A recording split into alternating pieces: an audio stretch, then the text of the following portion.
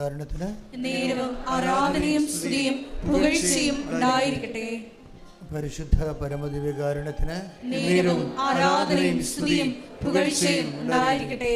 പരിശുദ്ധ പരമദിവ്യകാരുണ്യത്തിന് നേരവും ആരാധനയും സ്തുതിയും പുകഴ്ചയും ഉണ്ടായിരിക്കട്ടെ. എൻ്റെ പ്രിയപ്പെട്ടവരെ,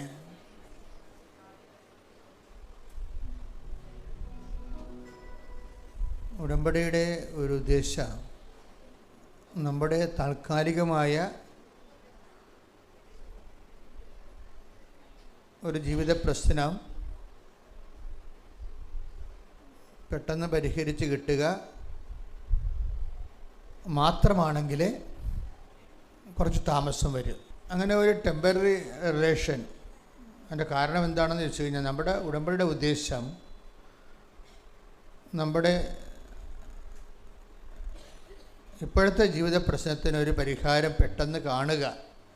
അങ്ങനെയല്ല ആൾക്കാർ സാക്ഷ്യം പറയുന്നത്, അതിൽ തെറ്റൊന്നുമില്ല, അത് നടക്കും. പക്ഷെ അതല്ല, അങ്ങനെ ഒരു ജീവിത പ്രശ്നം പെട്ടെന്ന് പരിഹരിക്കുക മാത്രമാണ് ഉടമ്പടി എടുക്കുന്നവരുടെ ഉദ്ദേശമെങ്കിൽ ഉടമ്പടി ശരിക്കും താമസിക്കും, ഒരു സംശയമില്ല. ചില ആൾക്കാരുടെ ഉടമ്പടിയെങ്കിലും വളരെ താമസിക്കുന്നുണ്ട്, ഞങ്ങളെ പ്രതീക്ഷിക്കുന്നതിനേക്കാൾ കൂടുതൽ താമസിക്കുന്നുണ്ട്. ഞാൻ തന്നെ അത്ഭുതപ്പെടും, അത്രയും താമസിക്കേണ്ട കാര്യമില്ലല്ലോ എന്ന് ഓർക്കും.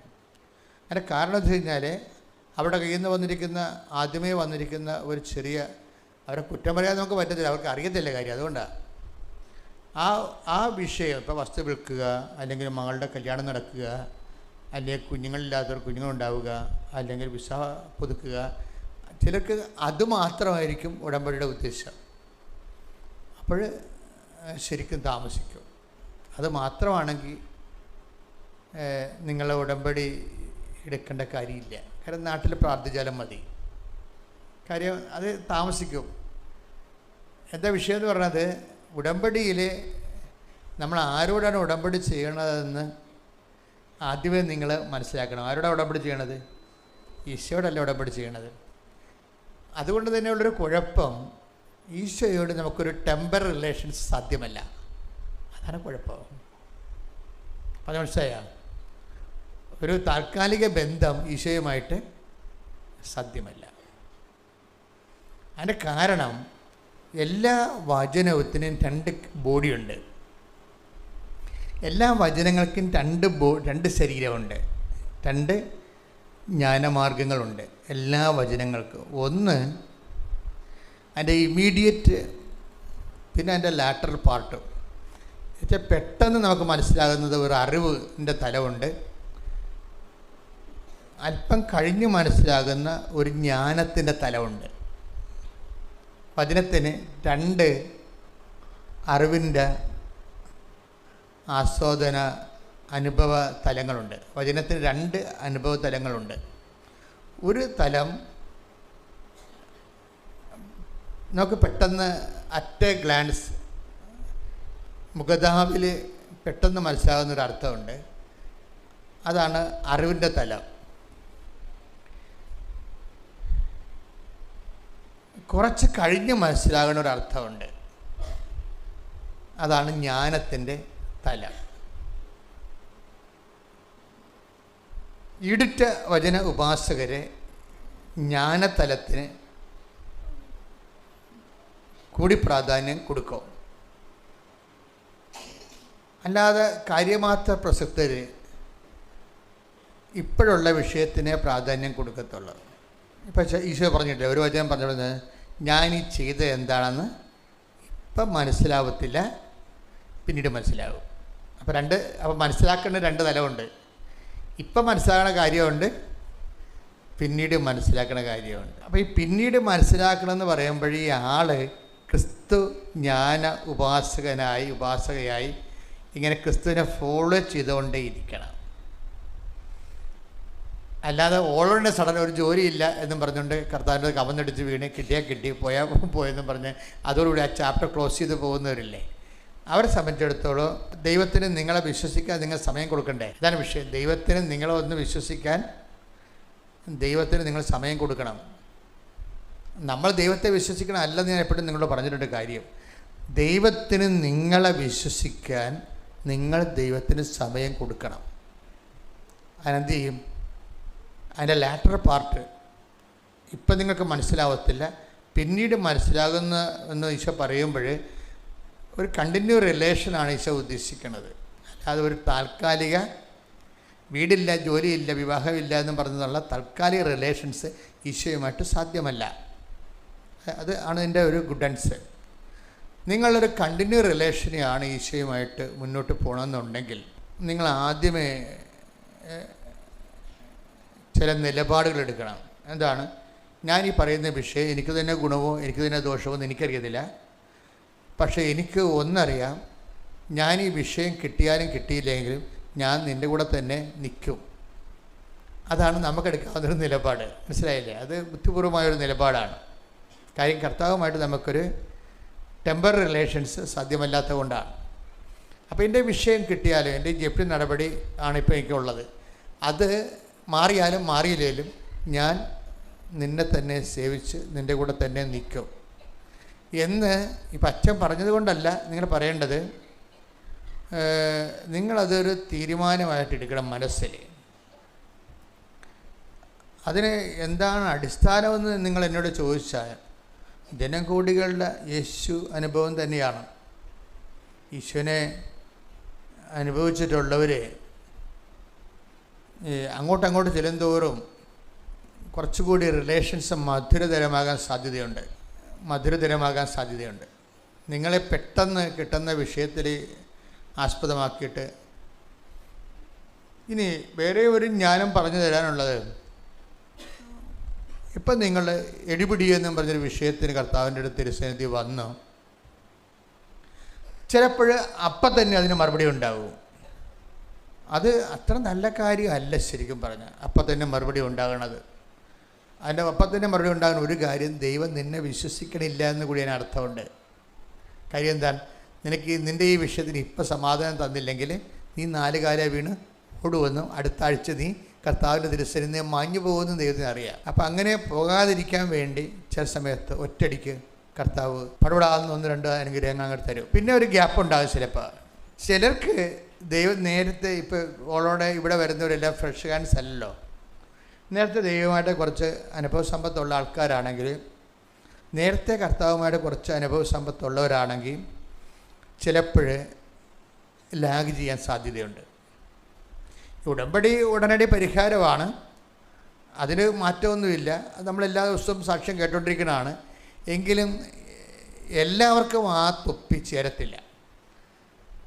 നേരത്തെ കർത്താവുമായിട്ടൊക്കെ കുറച്ച് ബന്ധവും അടുപ്പവും ഒക്കെ ഉള്ള ആൾക്കാരാണെങ്കിൽ നിങ്ങൾ പെട്ടെന്നൊരു അനുഭവം നോക്കേണ്ട കാര്യമില്ല. എന്താ വെച്ചാൽ കർത്താവ് നീ നിൽക്ക്, നിന്നെ എനിക്കറിയാം, എനിക്ക് നിന്നറിയാം, നിനക്ക് എന്നെ അറിയാം, നീ നിൽക്കെന്ന് പറയും. അപ്പോൾ ഒരു അനുഗ്രഹം ബ്ലോക്ക് ചെയ്യുകയോ താമസിച്ച് ചെയ്ത് കഴിഞ്ഞാൽ അതിൻ്റെ അർത്ഥം നീ നിൽക്ക് എന്നതിൻ്റെ അർത്ഥം. എനിക്ക് നിന്നോട് കൂടുതൽ സംസാരിക്കാനും ഇൻട്രാക്ട് ചെയ്യാനും ഈ ക്യാഷ് ആൻഡ് കൈൻഡിൻ്റെ മെറ്റീരിയൽ ബെനിഫിറ്റ്സിൻ്റെ അപ്പുറത്ത് നമ്മൾ തമ്മിലൊരു മെറ്റഫോറിക്കൽ ആയിട്ടുള്ള റിലേഷൻസ് ഉണ്ട്. ഒരു വസ്തു വിഷയാതീതമായ ഒരു ആധ്യാത്മികതയുണ്ട്. വിഷയം താമസിക്കുമ്പോൾ ശ്രദ്ധിക്കണം, അത് വിഷയാതീതമായ ഒരു ആധ്യാത്മികതയിലേക്ക് കർത്താവ് അത് അംഗീകരിച്ചിട്ടുണ്ടെന്ന് എൻ്റെ അർത്ഥം. അത് വളരെ നിസ്സാര കാര്യമല്ല. കഴിഞ്ഞ ദിവസം ഞാൻ നമ്മുടെ അലക്സച്ചനില്ലേ, അലക്സച്ചൻ്റെ പള്ളിയിലെ ഒരു പോപ്പുലർ മിഷൻ ധ്യാനം നടന്ന്.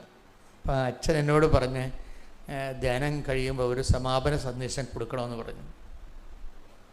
അപ്പം ഞാൻ അച്ഛൻ്റെ പള്ളിയിൽ സന്ധ്യയ്ക്ക് 7 മണിക്ക് പോയി.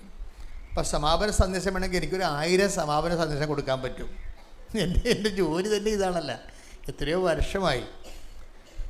പക്ഷെ ഞാനത് അതിൻ്റെ അകത്തൊരു സത്യസന്ധത ഇല്ലായ്മ കാരണം സമാപന സന്ദേശം ആരാ കൊടുക്കേണ്ടത്? ഒരു ധ്യാനം പൂർണ്ണമായിട്ട് തീരുകയാണ്. അപ്പം എൻ്റെ സമാപന സന്ദേശം കൊടുക്കാൻ എന്നോട് പറഞ്ഞതാണ്. അപ്പോൾ ഞാൻ അവിടെ പോയി ഒരു 3/4 മണിക്കൂറോളം ഇരുന്ന് പ്രാർത്ഥിച്ച്, അച്ഛൻ്റെ പള്ളിയിൽ പോയി ആ ധ്യാനത്തിൻ്റെ പുറകെ സങ്കീർത്തി പോയിരുന്നുണ്ട് 3/4 മണിക്കൂർ പ്രാർത്ഥിച്ച്. സമാപന സന്ദേശം ആരാ കൊടുക്കേണ്ടത്? അത് കർത്താവല്ലേ കൊടുക്കേണ്ടത്. അതാണ് വിഷയം. സമാപന സന്ദേശം ആരാ കൊടുക്കേണ്ടത്? കർത്താവ് കൊടുക്കേണ്ടത്. അപ്പം അതെനിക്കറിയാം. എനിക്ക് വേണമെങ്കിൽ ഒരു 1000 സന്ദേശം എൻ്റെ കയ്യിലോട്ട് കൊടുക്കാൻ. അപ്പം അത് ഞാനായിരിക്കും കൊടുക്കുന്നത്. അവിടെ കർത്താവിന് ചെയറില്ല. അതാണ് ഈ ഞായറാഴ്ച പള്ളിപ്രസംഗങ്ങൾക്കുണ്ടാകുന്നൊരു അപായം. അതാണ് അവർ എന്തെങ്കിലും പുസ്തകങ്ങൾ നോക്കിയിട്ട് ഒരു പോയിൻറ്റ്സ് കണ്ടുപിടിച്ചിട്ട് 2 പോയിൻറ്റ്സ്. യൂറോപ്യൻ സഭ ഇരുന്ന് പോയതിൻ്റെ കാരണം സായിപ്പിൻ്റെ പോയിൻറ്റ്സാണ്. സായിപ്പ് എല്ലാം പോയിൻറ്റ്സ് ആയിട്ടല്ലേ പറയത്തുള്ളൂ. 1 2 3 4 എന്നൊക്കെ പറയും. അത് എന്തെങ്കിലും പുസ്തകം കമൻട്രി നോക്കിയിട്ട് പുള്ളിക്കാരൻ പറയണതാണ്. പക്ഷെ കുറച്ച് കഴിയുമ്പോൾ അതിൻ്റെ അകത്ത് രക്തവും മാംസവും ഇല്ലല്ല. അത് ഉണങ്ങിയ ഈ ഇപ്പം നമ്മൾ യൂറോപ്പിലൊക്കെ ധ്യാനത്തിന് പോകുമ്പോൾ ഞാൻ കഴിക്കത്തില്ല, എനിക്ക് കഴിക്കാൻ പാടില്ലാത്തത് കൊണ്ടാണ്. പക്ഷെ അവർ തരുന്നത് എന്താണ്? ഉണങ്ങിയ ഇറച്ചി തരും അവർ. അത് ഇഷ്ടപ്പെട്ട് കഴിക്കുന്നവരുണ്ട്. ഇതുപോലെ വചനത്തിലും ഉണങ്ങിയ നമ്മൾ ഡ്രൈ ഫ്രൂട്ട്സ് എന്ന് പറയുന്നതല്ലേ, ഡ്രൈ ഫ്രൂട്ട്സ്, അതുപോലെ ഡ്രൈ ആയിട്ടുള്ള മീറ്റുണ്ട്. ഇതുപോലെ തന്നെയുണ്ട് പച്ച മാംസമുണ്ട്,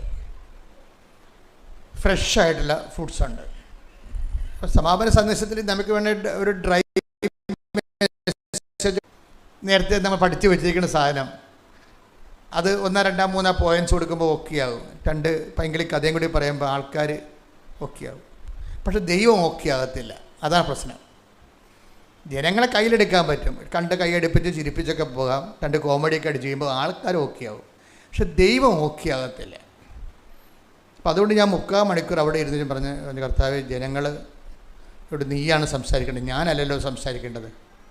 what I am to speak, ഞാൻ എന്താണ് സംസാരിക്കേണ്ടത്? ഞാൻ സംസാരിക്കാനല്ല വിഷയം, നീ അല്ലേ ഇവിടെ സംസാരിക്കേണ്ടത്. അപ്പം നീ സംസാരിക്കണം, എന്നിട്ട് നീ പറയണത് ഞാൻ അവരോട് പറഞ്ഞോളാം എന്ന് പറഞ്ഞു. അപ്പം ഞാനൊരു വിശ്വാസപ്രമാണം ചെയ്തതിന് ശേഷം കർത്താവ് എന്താണ് സമാപനത്തിൽ അവരോട് സംസാരിക്കാൻ ഉദ്ദേശിക്കണമെന്ന് നോക്കിയിട്ട് ഞാൻ വചനം തുറന്നു. വചനം തുറക്കുമ്പോൾ എനിക്ക് കിട്ടിയ വചനം 12 ലൂക്കയുടെ സുവിശേഷമാണ്, 19-ാം അധ്യായമാണ്, 48-ാമത്തെ തിരുവചനം. ആദ്യം എനിക്ക് മനസ്സിലായില്ല, പിന്നീട് എനിക്ക് വല്ലാത്ത മനസ്സിലാക്കലായിപ്പോയി. Take the bed of God. ശ്രുതിക്കട്ടെ ഹല്ലേലൂയ, ഹല്ലേലൂയ, ഹല്ലേലൂയ, ഹല്ലേലൂയ, ഹല്ലേലൂയ. യേശുവേ നന്ദി, യേശുവേ സ്തുതി, ഹല്ലേലൂയ. ലൂക്ക 19:48. ലൂക്ക 19:48. എന്നാൽ അവർക്ക് ഒന്നും ചെയ്യാൻ കഴിഞ്ഞില്ല. കാരണം ജനങ്ങളെല്ലാം അവന്റെ വാക്കുകളിൽ മുഴുകി അവനെ വിട്ടുപോകാതെ നിന്നു. അപ്പം അതാണ് ആ പോപ്പുലർ മിഷൻ ധ്യാനം കഴിഞ്ഞപ്പോൾ അവിടെ ജനങ്ങളുടെ ഹൃദയത്തിൽ സംഭവിച്ച കാര്യം എന്താണ്? ജനങ്ങളെല്ലാം കർത്താവിൻ്റെ വചനങ്ങളിൽ മുഴുകി കർത്താവിനെ വിട്ടുപോകാതെ നിൽക്കുകയാണ്. മനസ്സുകൊണ്ട് കർത്താവിനോട് പറയും, കർത്താവേ ഞങ്ങളെ വിട്ടുപോകല്ലേ എന്ന് പറയും. അപ്പോൾ അതുകൊണ്ട് എന്താ മെച്ചമുണ്ടായത്? അതിൻ്റെ ആദ്യത്തെ വാക്കാണ് പ്രാധാന്യം. ഈശോനെ പിടിക്കാൻ വേണ്ടി വിട്ട ആൾക്കാരുണ്ടല്ലോ, തിന്മയുടെ ശക്തി, അവർക്ക് ഒന്നും ചെയ്യാൻ കഴിഞ്ഞില്ല. വാക്കൊന്നൊരു വായിച്ചേ. എന്നാൽ അവർക്ക് തിന്മയുടെ ശക്തികളാണ്, അവർക്ക് ഒന്നും ചെയ്യാൻ കഴിഞ്ഞില്ല. കാരണം ജനങ്ങളെല്ലാം അവന്റെ വാക്കുകളിൽ മുഴുകി അവനെ വിട്ടുപോകാതെ നിന്നു. അപ്പൊ ഈശോയോട് പറഞ്ഞ ഇതാണ്, ജനങ്ങൾ ഇപ്പോൾ ഓക്കെയാണ്, അവർ അഭിഷേകത്തിലാണ്, കർത്താവിൻ്റെ വാക്കുകൾ മുഴുകി നിൽക്കുകയാണ്. ഇനി ഈ അരൂപി നിലനിർത്താൻ പറയണം.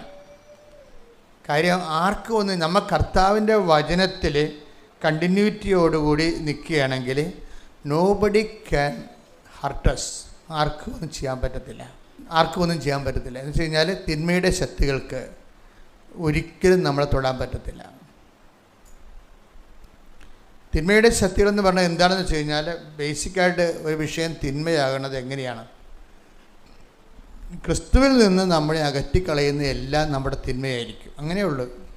നന്മ തിന്മകളെന്ന് പറയുമ്പോൾ പഴയ നിയമത്തിൽ ഒരു പഴം കഴിക്കണതും കഴിക്കാത്തതുമായിട്ടാണ്. പക്ഷേ നിങ്ങളോർക്കും പഴം കഴിക്കണമെന്നല്ല പ്രശ്നം. ദൈവത്തിൻ്റെ വചനം അനുസരിക്കുന്നതും അനുസരിക്കാത്തതുമാണ് നന്മയും തിന്മയുമായിട്ട് പഴയ നിയമത്തിൽ വരേണ്ടത്. അതിൽ പഴത്തിൻ്റെ ഫിഗറേറ്റീവിൽ അവതരിപ്പിക്കുന്നത് മാത്രമേ ഉള്ളൂ. അതിൻ്റെ ജിസ്റ്റ് എന്താണ്? ദൈവത്തിൻ്റെ വചനം, ദൈവത്തിൻ്റെ കൽപ്പന അവർ സ്വീകരിക്കുകയോ നിരസിക്കുകയോ ചെയ്യാം. അതാണ് നന്മയും തിന്മയും എന്ന് പറയുന്നത്, നന്മ തിന്മകളുടെ വൃക്ഷം. അപ്പം നന്മ തിന്മയെന്ന് പഴയ നിയമത്തിൽ പറയുന്നത് വചനം തന്നെയാണ്. വചനം അനുസരിക്കുന്നത്, സ്വീകരിക്കുന്നത് നന്മയും വചനം തിരസ്കരിക്കുന്നത് തിന്മയുമാണ്. പുതിയ നിയമത്തിൽ വരുമ്പോൾ വചനം മാംസമായ ഈശോയാണ് നന്മതിന്മയുടെ അടിസ്ഥാനം.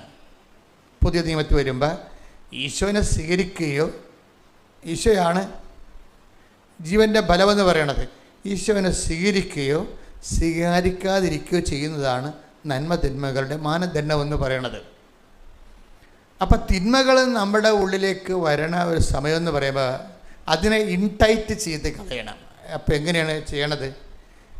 ജനങ്ങളെല്ലാം ഒന്നൊരു വായിച്ച വചനം, എന്നാൽ അവർക്ക് ഒന്നും ചെയ്യാൻ കഴിഞ്ഞില്ല.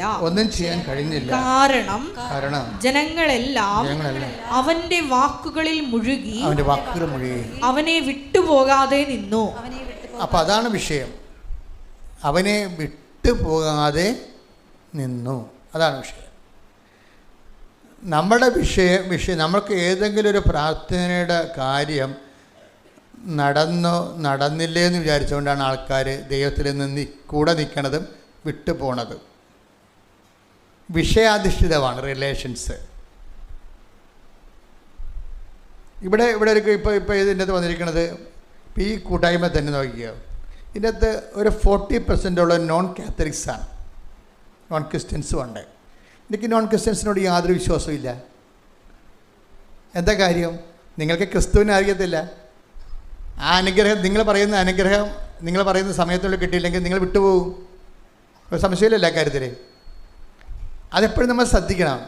ഒരു ക്യാഷ് ആൻഡ് കൈൻ്റെ ഒരു ആനുകൂല്യം നേടിയെടുക്കാൻ വേണ്ടി മാത്രമാണ്. അതുകൊണ്ട് എപ്പോഴും വചനം പറയുന്നൊരു വിഷയം എന്താണ്?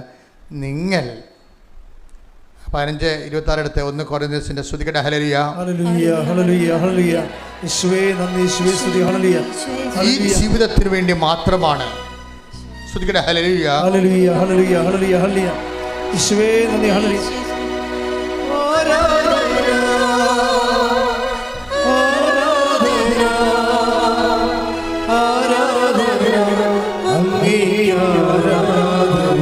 കൈകൾ വീശി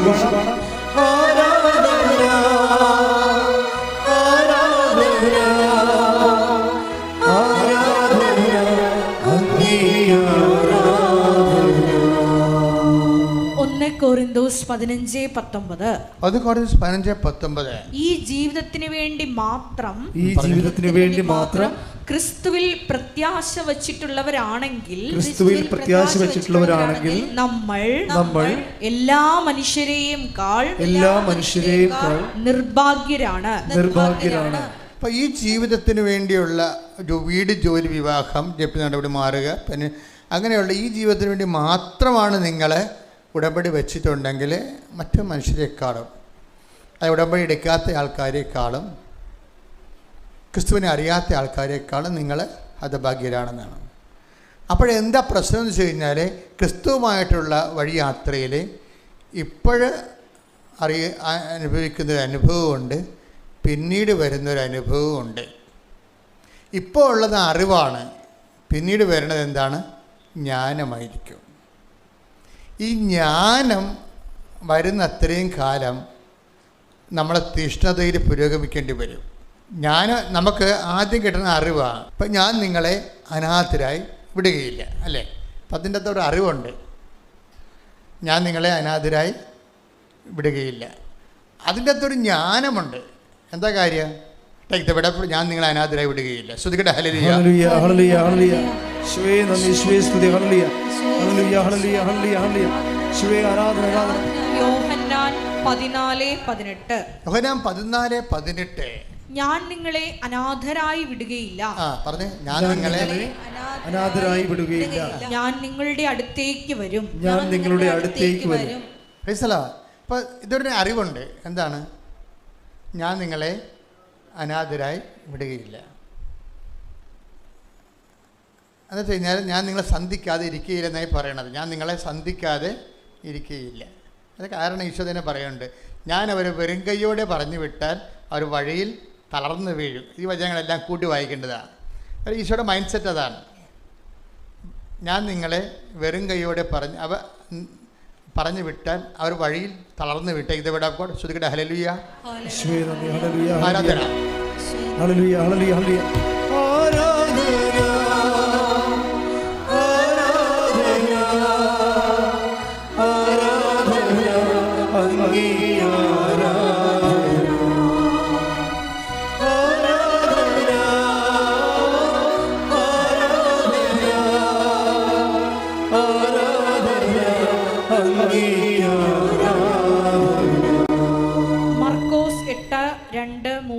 തിരുവചനങ്ങൾ. മർക്കോസ് 8:2. ഈ ജനക്കൂട്ടത്തോട് എനിക്ക് അനുകമ്പ തോന്നുന്നു. ഇവർ 3 ദിവസമായി എന്നോട് കൂടെയാണ്. അവർക്ക് ഭക്ഷിക്കാനൊന്നുമില്ല. അവരെ വിശപ്പോടെ വീട്ടിലേക്ക് പറഞ്ഞയച്ചാൽ വഴിയിൽ തളർന്നു വീണേക്കും. ഈ വിഷയം ഈശോ അഡ്രസ് ചെയ്യും, തീർച്ചയായിട്ടും അഡ്രസ് ചെയ്യും. അതായത് അവർക്ക് ഭക്ഷിക്കാൻ ഒന്നുമില്ല. അപ്പം അതിൻ്റെ അർത്ഥം എന്തൊക്കെ വരുന്നുണ്ട് അതിനകത്ത്? അവരെ ജോലി വരുന്നുണ്ടായിരുന്നു ഇല്ലേ? ജോലി വരുന്നില്ലേ? നിങ്ങളുടെ IELTS നിങ്ങളുടെ OET എല്ലാം അതിൻ്റെ വരുന്നുണ്ട്.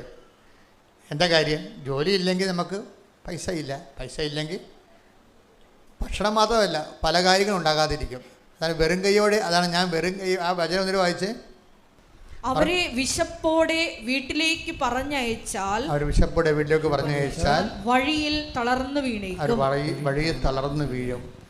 അപ്പോൾ ഒരു കാര്യം സത്യമാണ്, വഴിയിൽ തളർന്നു വീഴാത്ത നടപടിക്രമങ്ങൾ അത് എമർജൻസി നമ്മുടെ ഫസ്റ്റ് എയ്ഡ് പോലെ നമുക്ക് കിട്ടും.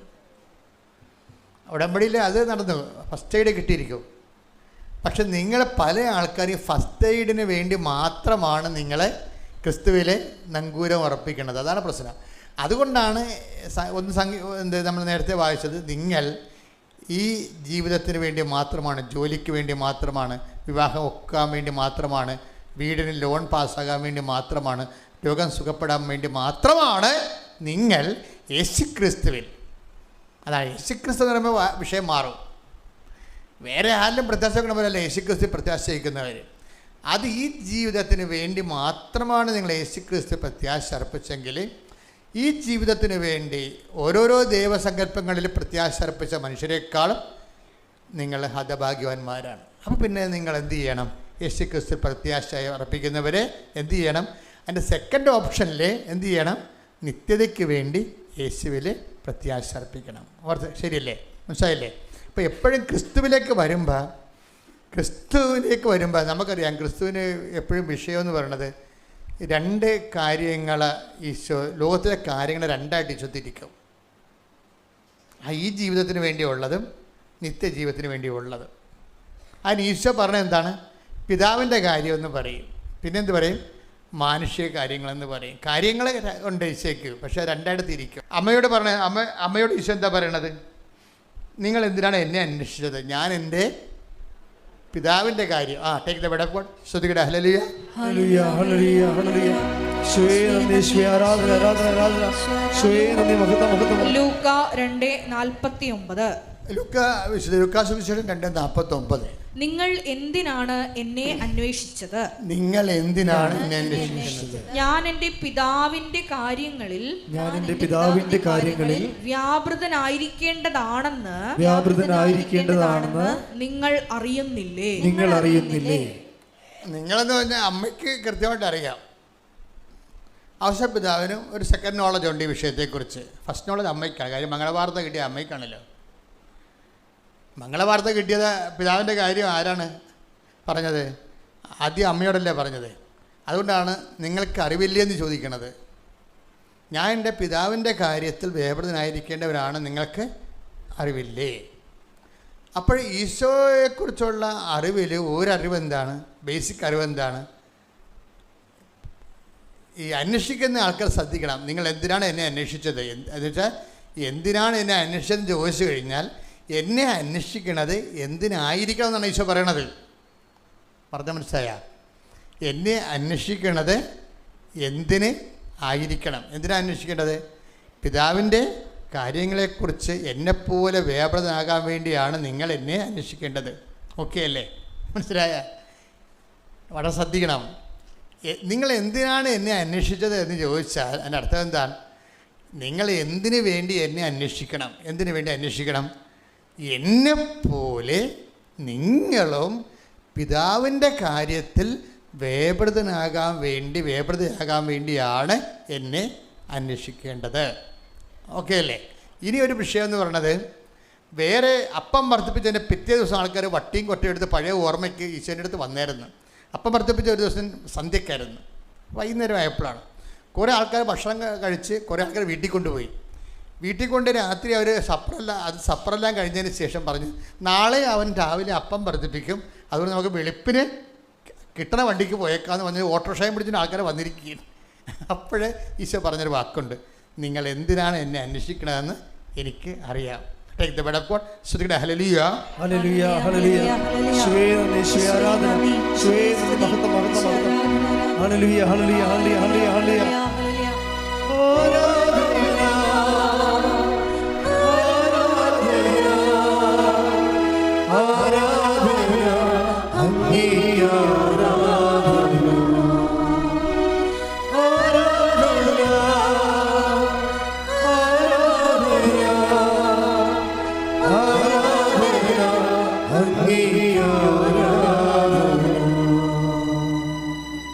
നിങ്ങൾ എന്തിനാണ് എന്നെ അന്വേഷിക്കുന്നത് എനിക്കറിയാം. അപ്പം തിന്ന് സംതൃപ്തരായത് കൊണ്ടാണ് നിങ്ങൾ എന്നെ അന്വേഷിക്കുന്നത്. ശ്രുതിയുടെ ഹല്ലേലൂയ, ഹല്ലേലൂയ, ഹല്ലേലൂയ, ഹല്ലേലൂയ. യേശുവേ നന്ദി, യേശുവേ സ്തുതി, ഹല്ലേലൂയ. യേശുവേ മഹത്വം, മഹത്വം, മഹത്വം, മഹത്വം. ഹല്ലേലൂയ, ഹല്ലേലൂയ, ഹല്ലേലൂയ, ഹല്ലേലൂയ. യേശുവേ നന്ദി, ഹല്ലേലൂയ, ഹല്ലേലൂയ. ആരാധന, ആരാധന, യേശുവേ ആരാധന. കരങ്ങൾ വീശി ആരാധന, ആരാധന, യേശുവേ ആരാധന. സ്നേഹമേ ആരാധന, ആരാധന, ആരാധന, സ്നേഹമേ ആരാധന, ആരാധന. യോഹന്നാന്റെ സുവിശേഷം 6:26. യോഹന്നാൻ 6:26. യേശു പ്രതിവചിച്ചു, സത്യം സത്യമായി ഞാൻ നിങ്ങളോട് പറയുന്നു, സത്യം സത്യമായി ഞാൻ നിങ്ങളോട് പറയുന്നു, അടയാളങ്ങൾ കണ്ടതുകൊണ്ടല്ല, അടയാളങ്ങൾ കണ്ടതുകൊണ്ടല്ല, അപ്പം ഭക്ഷിച്ച് തൃപ്തരായതുകൊണ്ടാണ്, അപ്പം ഭക്ഷിച്ച് തൃപ്തരായതുകൊണ്ടാണ് നിങ്ങൾ എന്നെ അന്വേഷിക്കുന്നത്. നിങ്ങൾ എന്നെ അന്വേഷിക്കുന്നത്. അപ്പം ഈശോനെ അന്വേഷിക്കുന്ന ആൾക്കാരെ രണ്ട് തരത്തിൽ തിരിക്കാൻ പറ്റും. എന്താണ്? ഒന്ന്, അപ്പം ഭക്ഷിച്ച് തൃപ്തരായതുകൊണ്ട് അടയാളം. അപ്പം അവിടുത്തെ അടയാളം എന്ന് പറയുന്നത് അപ്പം ഭക്ഷിക്കുന്നതല്ല, ഈശോ ദൈവരാജ്യത്തിൻ്റെ അടയാളം എന്ന രീതിയിലാണ്, നിത്യതയുടെ അടയാളമാണ്. ഈശോ കാണിക്കുന്ന അത്ഭുതങ്ങളെല്ലാം നിത്യതയുടെ മുന്നാസ്വാദനങ്ങളാണ്. അതുകൊണ്ടാണ് പറയണത്, പിതാക്കന്മാർ മരുഭൂമി വെച്ച് മന്ന ഭക്ഷിച്ചു, അവർ മരിച്ചു. അതുപോലെ അല്ല ഈ അപ്പമെന്ന്. ഈ അപ്പം ഭക്ഷിക്കുന്നത് നിത്യം ജീവിക്കുമെന്നാണ്. അത് ആ ഏതപ്പത്തെക്കുറിച്ചാണ് പറയണത്?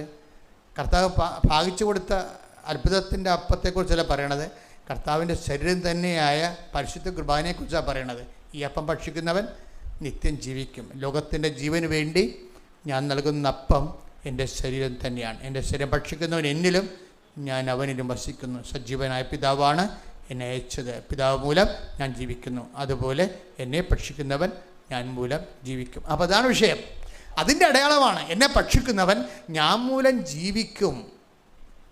അതിൻ്റെ നിത്യത ജീവൻ്റെ അടയാളമായിട്ടാണ്, അതാണ് അതിൻ്റെ അടയാളം. അതുകൊണ്ട് ഈശോ പറയണത് അടയാളങ്ങൾ, നിത്യജീവൻ്റെ അടയാളങ്ങൾ കണ്ടതുകൊണ്ടല്ല, ഇന്നലെ അപ്പം ഭക്ഷിച്ചുകൊണ്ടാണ് നിങ്ങൾ എന്നെ അന്വേഷിക്കേണ്ടത്. അപ്പം അത്ഭുതങ്ങൾക്ക് പുറകെ അത്ഭുതങ്ങൾ കാണാൻ വേണ്ടി വീട് ജോലി വിവാഹം കിണറുള്ള വെള്ളം എന്നൊക്കെ പറഞ്ഞുകൊണ്ട് ഈ ഒരു പട്ടിക ഉണ്ടാക്കി ഈശോൻ്റെ കൂടെ പോയാൽ അധികകാലം പോകാൻ പറ്റത്തില്ല.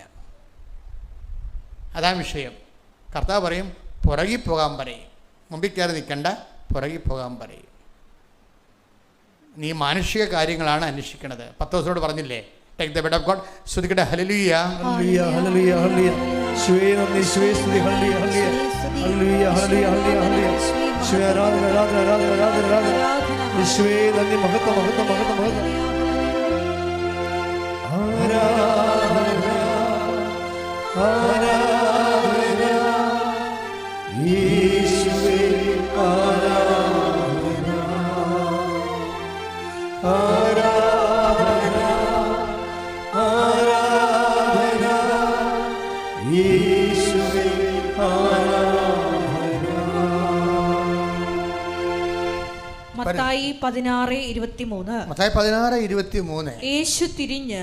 യേശു തിരിഞ്ഞ് പത്രോസിനോട് പറഞ്ഞു, സാത്താനെ എന്റെ മുമ്പിൽ നിന്ന് പോകൂ, നീ എനിക്ക് പ്രതിബന്ധമാണ്. നിന്റെ ചിന്ത ദൈവികമല്ല, മാനുഷികമാണ്. ഇത് വിഷയമായത് അടിക്കടി അനുഭവങ്ങളും അതിശയങ്ങളും മാത്രം ലാക്കാക്കിക്കൊണ്ട് യേശുവിൻ്റെ പുറകെ നടന്നു കഴിഞ്ഞാൽ ഇന്നല്ലെങ്കിൽ നാളെ 10 ദിവസം വിളിച്ച വീട് നിന്നെയും വിളിക്കും. ചെകുത്താനെ വണ്ടി വിട്ടേക്കാൻ പറയും. അതാ വിഷയം. നിസ്സാരമല്ല വിഷയം. നമുക്ക് ഒരു പരിധി കഴിഞ്ഞാൽ പിന്നീട് ക്രിസ്തു ആരാണെന്ന് നമ്മൾ അറിയേണ്ടി വരും. നമ്മൾ പട്ടി ചാകണ പോലെ ചാകാതിരിക്കാൻ വേണ്ടിയാണ് അവൻ നമ്മുടെ പാപത്തിന് പരിഹാരം ചെയ്തുകൊണ്ട് നമ്മുടെ വില കൊടുത്തിരിക്കുന്നത്. അതുകൊണ്ട് തന്നെ അവൻ്റെ നാമത്തെ വിശ്വസിക്കുന്നവർക്കെല്ലാം ദൈവമക്കളാകാനുള്ള വരം നൽകിയെന്ന് പറയും അവൻ്റെ നാമത്തെ വിശ്വസിക്കുമ്പോൾ. അപ്പോൾ എന്താ വിഷയം എന്ന് പറയണത്? നിത്യജീവനെ കൂടി ഉൾപ്പെടുത്തിക്കൊണ്ട് വേണം ബുദ്ധിയുള്ളവർ ക്രിസ്തുവിനെ അന്വേഷിക്കാൻ. അല്ലെങ്കിൽ കുറേ നാളത്തേക്ക് നമുക്ക് കുറച്ച് കഴിയുമ്പോൾ നമ്മൾ പുറകെ പോകേണ്ടി വരും. സാത്താനെ നീ എനിക്ക് പ്രതിബന്ധമാണെന്ന് പറയും. എന്താണ് സാത്താനെ നീ എനിക്ക് പ്രതിബന്ധമാണെന്ന് പറയും. അപ്പോൾ എന്താ വിഷയം എന്ന് പറയുമ്പോൾ കർത്താവിൻ്റെ മുമ്പിൽ എപ്പോഴും 2 കാര്യങ്ങളുണ്ടാവും. എന്താണ്? അമ്മയോട് പറഞ്ഞില്ലേ, ഞാൻ എൻ്റെ പിതാവിൻ്റെ കാര്യത്തിൽ വേപതനാകേണ്ടവനാണെന്ന് നിങ്ങൾക്കറിയത്തില്ലേ? ഇപ്പോഴെന്താ പത്രോസിന് പറയണത്? നീ മാനുഷിക കാര്യങ്ങളാണ് അന്വേഷിക്കേണ്ടത്. അപ്പോൾ ഈശോയ്ക്ക് 2 കാര്യങ്ങളുണ്ട്. നമുക്ക് ഈശോയുമായിട്ട് മുന്നോട്ട് പോകാൻ ഉദ്ദേശിക്കുന്നുണ്ടെങ്കിൽ ഈ മാനുഷിക കാര്യങ്ങളുടെ കൂടെ തന്നെ നിങ്ങൾ എന്ത് ചെയ്യണം? ദൈവിക കാര്യങ്ങളും അന്വേഷിക്കണം.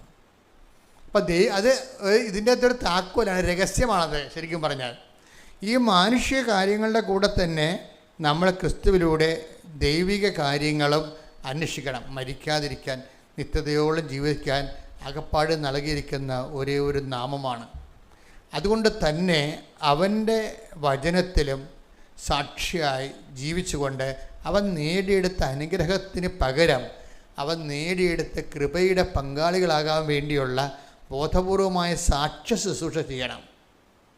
സാക്ഷ്യം അവിടെയാണ് വരണത്. സാക്ഷ്യ ജീവിതം. സാക്ഷ്യ ജീവിതത്തിലൂടെയാണ് നമ്മൾ വചനം കേൾക്കുമ്പോൾ നമുക്ക് അനുഗ്രഹം ലഭിക്കും. ദൈവം നമ്മോട് സംസാരിക്കും. ഇപ്പം എന്താ വിഷയം എന്ന് പറയണത്?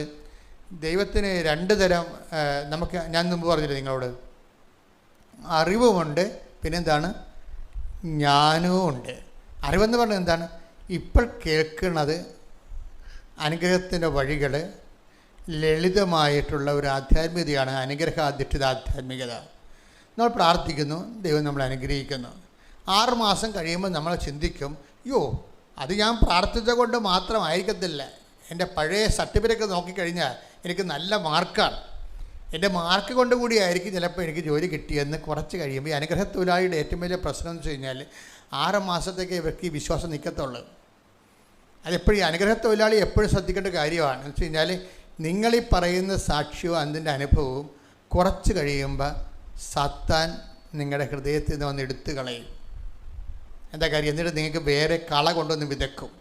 ഇത് നിങ്ങൾ പറയും, ഓ അതിപ്പോൾ അത് ലോൺ കിട്ടുകയല്ലേ, അത് വീട് കിട്ടിയല്ലേ, അത് നാട്ടുകാർക്ക് എല്ലാം കിട്ടിയല്ലോ, അതിപ്പോൾ ഉടമ്പടി എടുത്തോണ്ട് തന്നെ കിട്ടിയാണെന്ന് നിർബന്ധമൊന്നും ഇല്ലെന്നൊക്കെ പറഞ്ഞാൽ കുറച്ച് കഴിയുമ്പോൾ കളകൾ വളരാൻ തുടങ്ങും. തെറ്റായ ബോധ്യങ്ങൾ. ഇപ്പം നീ കാലയെ പിടിച്ച് കരഞ്ഞ് കർത്താവെ നീ എന്നെ സഹായിച്ചാലും ഞാൻ ചത്ത് കളയും കെട്ടി ദുഃഖമൊക്കെ പറഞ്ഞുകൊണ്ട് കന്നേ കാളെ നിലവിളിച്ചാണ് ഈ അനുഗ്രഹം ഒപ്പിച്ചെടുത്തതെങ്കിലും 6 മാസം കഴിയുമ്പോൾ നീ നിൻ്റെ തനി നിറം കാണിക്കും. എന്താ കാര്യം? 6 മാസം കഴിയുമ്പോൾ നിൻ്റെ വിശ്വാസം വിട്ടുപോകില്ല. ജനങ്ങളെ മറ്റുള്ളവർ ഉപദ്രവിക്കാതിരുന്നതിൻ്റെ കാരണം എന്താ? 12:48 എന്താ പറയണത്? കളകൾ വിതക്കപ്പെടാൻ വേണ്ടി ശത്രു കയറാതിരുന്നതിൻ്റെ കാര്യം എന്താണ്? കർത്താവിനെ വിട്ടുപിരിയാതെ നിന്നുകൊണ്ടാണ്. എപ്പോഴെങ്കിലും നിങ്ങൾ കർത്താവിനെ വിട്ടുപിരിയുമല്ലോ. കർത്താവിനെ വിട്ടുപിരിയാനുള്ള കുഴപ്പമെന്ന് അറിയാമോ? നിസ്സാര കാര്യം. കർത്താവിനെ കൂടെ നിർത്തണമെങ്കിൽ ഒരു 9 കാര്യം വേണം. കർത്താവിനെ വിട്ടുപിരിയണമെങ്കിൽ 1 കാര്യം മതി. ഇപ്പം നിങ്ങളൊരുത്തനോട് 2-3 ലക്ഷം രൂപ വസ്തു വിൽക്കുമ്പോൾ തരാം എന്നും പറഞ്ഞുകൊണ്ട് മകളെ കെട്ടിക്കാൻ വേണ്ടി മേടിച്ചു. എന്നിട്ട് വസ്തു നിങ്ങളുടെ അയൽവാസിന് മേടിച്ചതാണ്. എന്താ പറഞ്ഞിരിക്കണത്? മകളുടെ കല്യാണമാണ്, മനസ്സമ്മതം കഴിഞ്ഞപ്പോൾ നമുക്ക് തരാമെന്ന് പറഞ്ഞ ആൾക്കാരുടെ കാര്യം കാശ് തന്നില്ല, അതുകൊണ്ട് എന്നെ സഹായിക്കണം, അല്ലെങ്കിൽ ഞാൻ കെട്ടിത്തൂങ്ങുമെന്ന് പറഞ്ഞാൽ മേടിച്ചിരിക്കണം പൈസ. പറയണ പൈസ മേടിക്കണേ പിന്നെ നമ്മൾ എന്തെല്ലാം കാര്യങ്ങളൊക്കെ പറയും. ഞാൻ കറണ്ട് കമ്പിയെ പിടിക്കും, അല്ലെങ്കിൽ പൊട്ടിത്തെറിക്കുമെന്നൊക്കെ പറയും. അത് നിലയം വിളിച്ചൊക്കെ നമ്മൾ ഓട്ടോറിക്ഷ ഗിയർ ചേഞ്ച് ചെയ്യണ പോലെ സെക്കൻഡ് ഗിയർ തേർഡ് ഗിയർ എന്നൊക്കെ പറഞ്ഞ് നിലയം വിളിച്ച് കാശ് പിടിക്കും നമ്മൾ. അത് പ്രൊഫഷണൽ കരച്ചിലുകാരുണ്ട്, അവർ കാശ് വാങ്ങിക്കും. കാശ് വാങ്ങിച്ചിട്ട് തട്ടിപ്പുകാരുടെ പരിപാടി എന്ന് വെച്ച് കഴിഞ്ഞാൽ അവർ വസ്തു വിൽക്കും. വസ്തു വിൽക്കുമ്പോൾ തരാമെന്നല്ല പറഞ്ഞിരിക്കണത്. ഇനി ഇവരെന്താ വിഷയമാണെന്ന് വെച്ച് കഴിഞ്ഞാൽ വസ്തു വിൽക്കുന്ന സമയത്ത് ഇവർ പറയും ഞാനൊന്ന് മകളെ കാണാൻ പോകണമെന്നും പറഞ്ഞ് പോകും. മകളുടെ വീട്ടിൽ പോകും. ശരിക്കും പറഞ്ഞാൽ മകളെ കാണാൻ പോണതല്ല, അന്ന് രജിസ്റ്റർ കച്ചേരിയിൽ വസ്തു വിൽക്കാൻ പോവുകയാണ്. അപ്പോൾ രാവിലെ ഇറങ്ങുമ്പോൾ നാട്ടുകാർ ചോദിക്കത്തില്ലേ നിങ്ങളെവിടെ പോണ്? അപ്പോൾ വസ്തു വിൽക്കാൻ പോകണം. ആ വസ്തു വിറ്റില്ല, അപ്പോൾ എൻ്റെ കാശ് കിട്ടുമല്ലേ. അവരെ അറിയിക്കാതിരിക്കാൻ വേണ്ടി നിങ്ങളെന്താ പറയണത്? തലേ ദിവസം എഴുന്നേറ്റും പറയും ഞാൻ എൻ്റെ മകളെ കാണാൻ പോകുമ്പോൾ മകളുടെ വീട്ടിൽ പോയി നിൽക്കും. എന്നിട്ട് അവിടുന്ന് രജിസ്റ്റർ കച്ചേരി വരും. അപ്പോൾ നിങ്ങളെന്താ ഉദ്ദേശിച്ചിരിക്കണത്? കാശ് കിട്ടുമ്പോൾ ഇവർക്ക് കൊടുക്കരുത്, താമസിക്കണം. അത് നമുക്ക് എന്ത് ചെയ്യണം? നമുക്ക് വേണമെങ്കിൽ 2 സെൻറ്റ് സ്ഥലം 5 സെൻറ്റ് സ്ഥലം വീടിൻ്റെ അടുത്ത് കൊടുക്കാമെന്ന് പറഞ്ഞ് അത് വാങ്ങിക്കണം തൽക്കാലം. മറ്റവളെ നമുക്ക് ചെറുവരലെ നിർത്താം. ഈ ഒറ്റ കാര്യം മതി ക്രിസ്തു വിട്ടുപോകാൻ. ഈശോനെ കൂടെ നിർത്താൻ നമുക്ക് 9 കാര്യം ചെയ്തേണ്ടി വരും.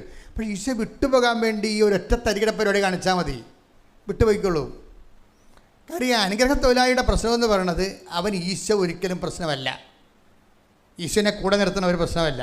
നമ്മുടെ കള്ളിൽ വള്ളക്കള്ളി വെള്ളം കയറാതിരുന്നാൽ മതി, വേറെ പ്രശ്നമൊന്നുമില്ല. അതുകൊണ്ട് തന്നെ ഡേറ്റി ഫെല്ലോസാണ് ഈ അനുഗ്രഹ തൊഴിലാളികൾ എന്ന് പറയുന്നത്. അവനൊരു വിഷയം വന്നാൽ സുവിശേഷത്തെ നിരക്കാത്തൊരു തീരുമാനം എടുക്കും. ചതിവ്, വഞ്ചന, പറ്റിപ്പ്, മറ്റുള്ളവരുടെ കണ്ണിൽ പൊടിയിടുക, ഇങ്ങനെയുള്ള അഭ്യാസം കാണിക്കും. അതോടുകൂടി അവൻ്റെ കാര്യത്തിൽ തീരുമാനമാകും. കാര്യം എന്താ വെച്ചാൽ ഈശോ ചോദിച്ചൊരു ചോദ്യമുണ്ട്. നിങ്ങൾക്ക് ലോകത്തിലുള്ള ദൈവസങ്കല്പങ്ങളും ഈശോയും തമ്മിൽ വ്യത്യാസം അതാണ്. എന്താണ്? നിങ്ങൾക്ക് ആരിൽ എന്നിൽ പാപം ആരോപിക്കാൻ കഴിയും? അതാണ് വിഷയം. അപ്പോൾ ആ ഒരു ഒറ്റ ചോദ്യം കൊണ്ട് മനുഷ്യരാശി ഒതുങ്ങിപ്പോയതാണ്. കൈചൂണ്ടാൻ പറ്റത്തില്ല കർത്താവിൻ്റെ നേരെ. അപ്പം അതുകൊണ്ട് തന്നെ നമ്മൾ ദൈവത്തിൽ നിരക്കാത്തൊരു തീരുമാനം വെച്ചുകൊണ്ടാണ് ഇരിക്കണമെന്നുണ്ടെങ്കിൽ ഇന്നല്ലെങ്കിൽ നാളെ കർത്താവിന് നിക്കക്കളി ഉണ്ടാകാതിരിക്കും, വിട്ടുപോകും. അപ്പം നമ്മുടെ മുമ്പിലുള്ള റിസ്ക് എന്താ? എന്ത് വില കൊടുത്തും കർത്താവിനെ കൂടെ നിർത്തുകയാണ്. അതെങ്ങനെ കൂടെ നിർത്തണമെങ്കിൽ എന്ത് ചെയ്യണം? ആ റിലേഷൻ അനുഗ്രഹം ബേസ്ഡ് ആകാതെ റിലേഷൻ കണ്ടിന്യൂ ചെയ്യണം. റിലേഷൻ കണ്ടിന്യൂ ചെയ്തിട്ടാണ് അത് അങ്ങനെ വരുമ്പോൾ നഷ്ടങ്ങളെല്ലാം നിത്യതയ്ക്കുള്ള മുതലോഹരി വരുമാനം തിരിച്ചടച്ചുകൊണ്ടിരിക്കും നമ്മൾ. നിത്യത ഒരിക്കലും നിങ്ങൾക്കത് സൗജന്യ ദാനമാണെന്ന് ഞാൻ പറയത്തില്ല. സൗജന്യ ദാനമാണെന്ന് ഞാൻ എന്താ കാര്യം വെച്ച് കഴിഞ്ഞാൽ രക്ഷാ നടപടി സൗജന്യമാണ്, കർത്താവ് ഏകപക്ഷീയമായി ചെയ്ത കാര്യമാണ്. പക്ഷെ അത് നമ്മുടെ അക്കൗണ്ടിലേക്ക് വരുന്നത് ഈ യേശുക്രിസ്തു ക്രൂശിക്കപ്പെട്ടു പാപത്തിൻ്റെ പരിഹാരം ചെയ്തു. ഇപ്പം ഗവൺമെൻറ് അവർ എടുത്ത ലോണുകളെല്ലാം ഗവൺമെൻറ് നിങ്ങൾ വസ്തുവിനും വിദ്യാഭ്യാസത്തിനും എടുത്ത ലോണെല്ലാം ഗവൺമെൻറ് എഴുതി തള്ളിയെന്ന് പറഞ്ഞ് ക്യാബിനറ്റ് തീരുമാനം ഉണ്ടാകും. ക്യാബിനറ്റ് തീരുമാനമുണ്ട്. എന്താണ്?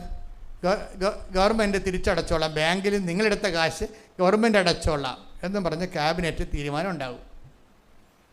അപ്പോൾ നിങ്ങൾ പറയും ഹാപ്പി ആവും. കാര്യം എന്താണ്? നമ്മൾ കൊടുക്കാനുള്ളത് ഗവൺമെൻറ് കൊടുത്തല്ലോ. ഉടനെ പാസ്ബുക്ക് എടുത്തുകൊണ്ട് ബാങ്കിൽ ചെന്നാൽ കിട്ടുമോ? അത് കിട്ടത്തില്ല. അവർ വരെ ഗവൺമെൻറ് തീരുമാനം എടുത്തതേ ഉള്ളൂ, അടച്ചിട്ടില്ലെന്ന് പറയും. അവരുടെ പ്രോസസ്സ് നിങ്ങളുടെ അക്കൗണ്ടിലേക്ക് ആ പൈസ വരണം. യേശു നേടിയെടുത്ത രക്ഷ നമ്മുടെ രക്ഷയ്ക്ക് വേണ്ടി നമ്മുടെ അക്കൗണ്ടിലേക്ക് വരണമെങ്കിൽ എന്ത് ചെയ്യണം? നമ്മൾ വിശ്വാസം അതിൻ്റെ അകത്ത് ഇൻവെസ്റ്റ് ചെയ്യണം. കാര്യം എന്താണ്? ഞാൻ യേശുവിൻ്റെ രക്ഷയിൽ നേടിയെടുത്ത രക്ഷയിൽ ഞാൻ വിശ്വസിക്കുന്നു എന്ന് പറയണം. ഇപ്പം കത്തോലിക്ക വ്യൂ പോയിൻ്റ് എന്ന് പറയുന്നത് ചുമ്മാ കയറി വിശ്വസിച്ചിട്ട് വല്ലപാട് 5 പെണ്ണുങ്ങളെയും വെച്ച് ജീവിച്ചാതൊന്നും പരിപാടി നടക്കത്തില്ല. എന്താ കാര്യം? അവൻ പറയണ പോലെ ചെയ്യണം. അവനെന്താ പറഞ്ഞിരിക്കണത്? ആദ്യം പറഞ്ഞത് എന്താണ്? അനുദപിക്കുക, സുവിശേഷത്തിൽ വിശ്വസിക്കുക. അതാണ് വിഷയം. ഇതാണ് താക്കോലെന്ന് പറയണത്. യേശു നേടിയെടുത്ത രക്ഷ നമ്മുടെ അക്കൗണ്ടിലേക്ക് വരുന്ന ആദ്യത്തെ താക്കോൽ എന്താണ്? അനുതാപമാണ്. അനുതാപമാണ്. രണ്ടാമത്തെ കേസ് സുവിശേഷത്തെ വിശ്വസിക്കുകയാണ്. സുവിശേഷത്തെ വിശ്വസിക്കുക എന്ന് പറയുമ്പോൾ എൻ്റെ അർത്ഥം നമ്മൾ ആ എഴുതി വച്ചിരിക്കുന്ന കാര്യമെല്ലാം വിശ്വസിക്കുന്നതല്ല. എൻ്റെ അർത്ഥം ഞാൻ രോഗിയായിരുന്നു, നിങ്ങളെന്നെ സന്ദർശിച്ചു. ഞാൻ കാരാഗ്രഹവാസിയായിരുന്നു, നിങ്ങളെന്നെ സന്ദർശിച്ചു. എനിക്ക് വിശന്നു, നിങ്ങൾക്ക് ഭക്ഷണം തന്നു. എനിക്ക് ദാഹിച്ചു, എനിക്ക് കുടിക്കുവാൻ തന്നു. കുറേ പണിയുണ്ട്. സുവിശേഷത്തെ വിശ്വസിക്കുക എന്ന് അതാണ് ഉടമ്പടി നിന്ന് കത്താൻ കാര്യം. ലോകത്ത് ഇന്ന് വരെ ഇറങ്ങിയിട്ടുള്ള പ്രാർത്ഥനാ രൂപങ്ങളിലും പ്രവർത്തന രൂപങ്ങളിലും ഏറ്റവും ടോപ്പ് ഉടമ്പടിയാകാൻ കാരണം എന്താണ്?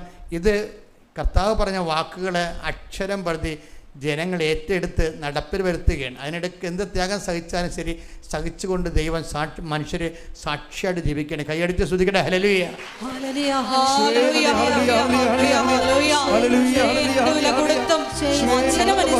ജീവിക്കുവാൻ ഈ ആരാധനയിലൂടെ ഞങ്ങൾക്ക് അധിക അഭിഷേകം നൽകണമേ. Hallelujah, hallelujah.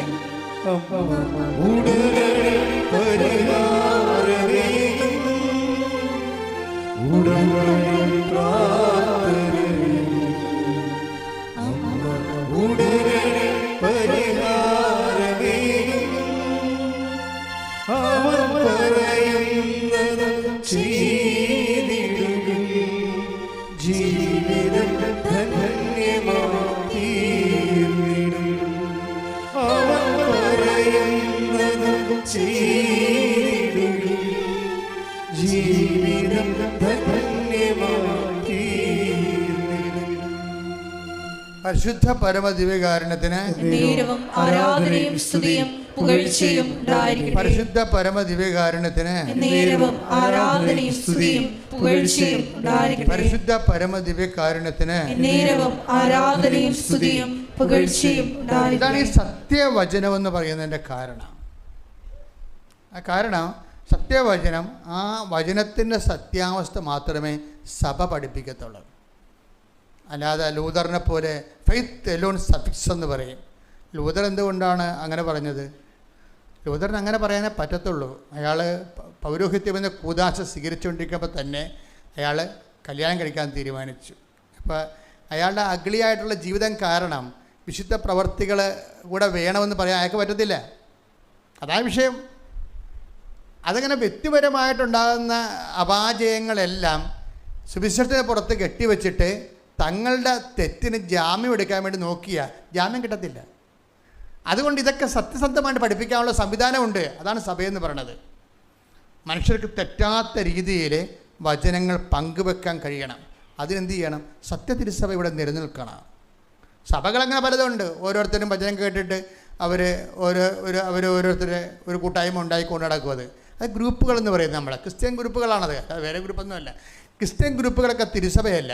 തിരുസഭയാകണമെന്നുണ്ടെങ്കിൽ സത്യസുവിശേഷം അനാദികാലം വരെ, ആ ചരിത്രാരംഭം മുതൽ തന്നെ കണ്ടിന്യൂ ചെയ്തു വരണം, യാതൊരുവിധ മാറ്റവുമില്ലാതെ.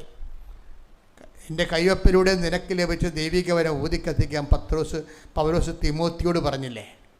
അപ്പം കൈവപ്പിലൂടെയാണ് ദൈവികവരം, കുദാശവരം കൈമാറി വരണത്. അതിന് ഒരു ക്രൊണോളജിക്കൽ ഹിസ്റ്റോറിക്കൽ കണ്ടിന്യൂറ്റി ഉണ്ടാകണം. ഒരു സഭകൾക്കും, കാത്തലിക് ചർച്ചും അപ്പോസ്തലിക് ചർച്ചുകളും അല്ലാതെ ഒരു സഭയ്ക്കും ഹിസ്റ്റോറിക്കൽ കണ്ടിന്യൂറ്റി ഇല്ല. അതുകൊണ്ട് തന്നെ അതൊന്നും സഭകളെ അല്ല. പിന്നെ അവർക്ക് വേണ പേരൊക്കെ വിളിക്കാവേ. അതുകൊണ്ടാണ് നമ്മൾ സത്യസഭകളും ഗ്രൂപ്പുകളും തമ്മിൽ തിരിച്ചറിയണം. അങ്ങനെയാണ്. ശ്രുതികട ഹല്ലേലൂയ.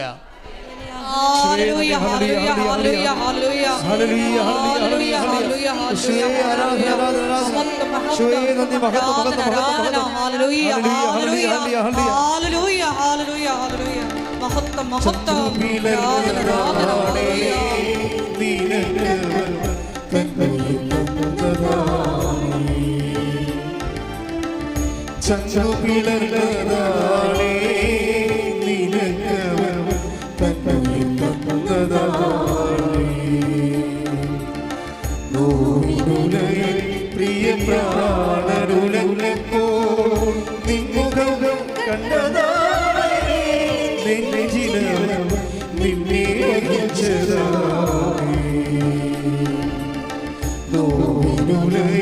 പ്രിയ പ്രാണരുലങ്ങോ നിൻമുഖം കണ്ടതായി നിന്നെ വഹിച്ചതായി ചച്ചുപിളർന്നതാണേ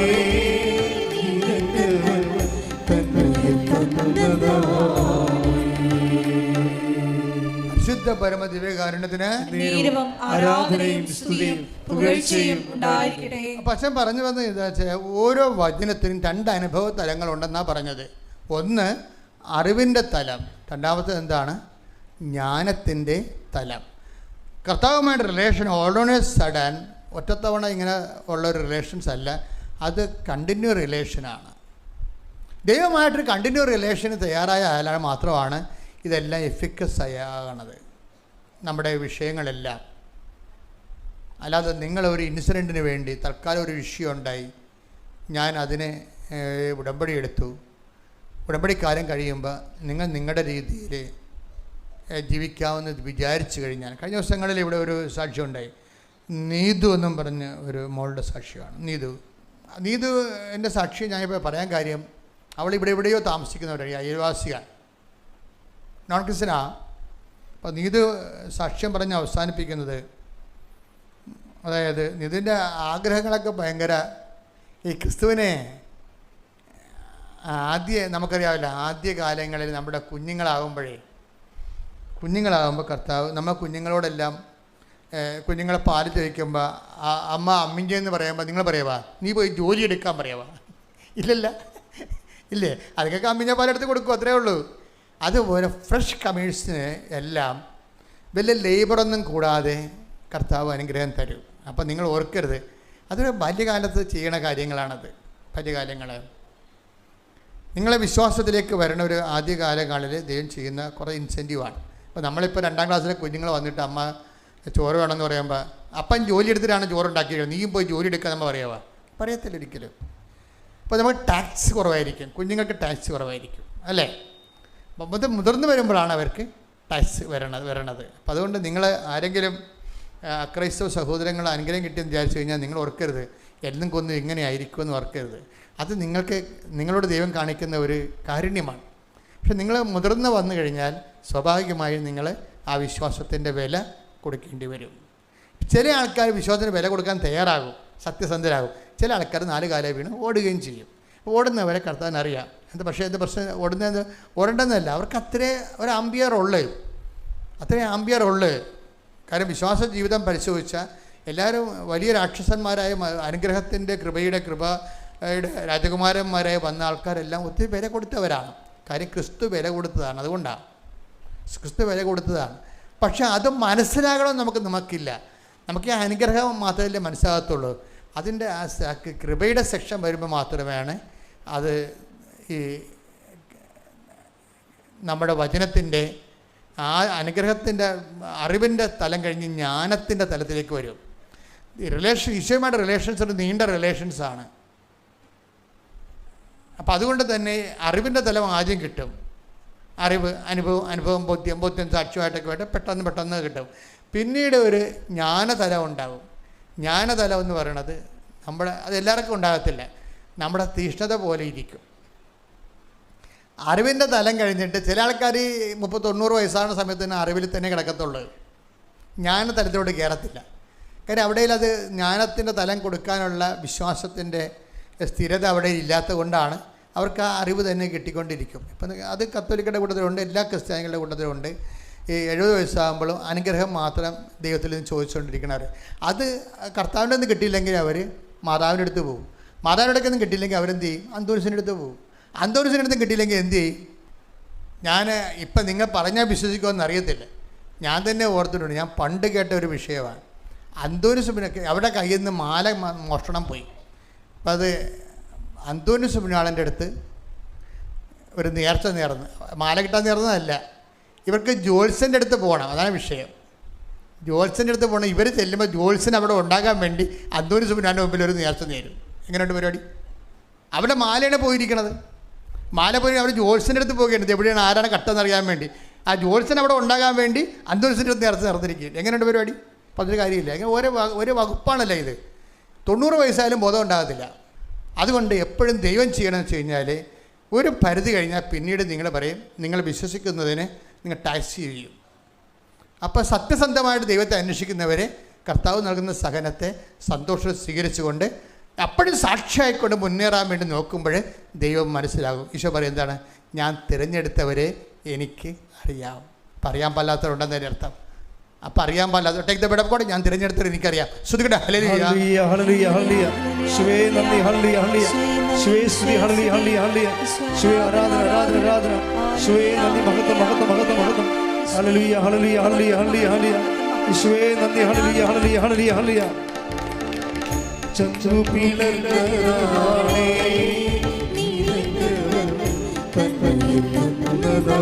ഒരുമിച്ച് പാടുക. ചന്ദ്രു പിളർന്നതാണേ നിനക്ക്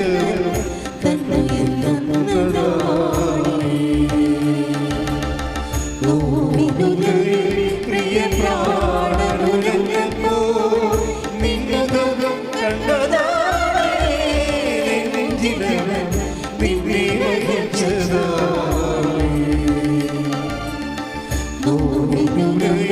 പ്രിയ പ്രാണനുരഞ്ഞപ്പോ നിന്നുകം കണ്ടതാണേ നെഞ്ചിലവൻ നിന്നെ വഹിച്ചതാണേ ചന്ദ്രു പിളർന്നതാണേ നിനക്ക്